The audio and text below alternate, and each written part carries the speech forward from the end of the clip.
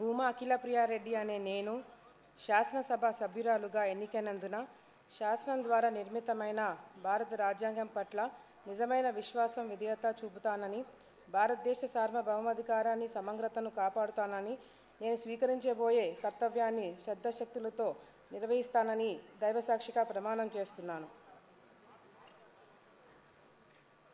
ఆంధ్రప్రదేశ్ శాసనసభ సభ్యురాలునైన భూమా అఖిలప్రియారెడ్డి అనే నేను సభా నియమాలకు కట్టుబడి ఉంటానని, వాటిని అనుసరిస్తానని, సభా మర్యాదలను కాపాడుతానని, సాంప్రదాయాలని గౌరవిస్తానని దైవసాక్షిగా ప్రమాణం చేస్తున్నాను.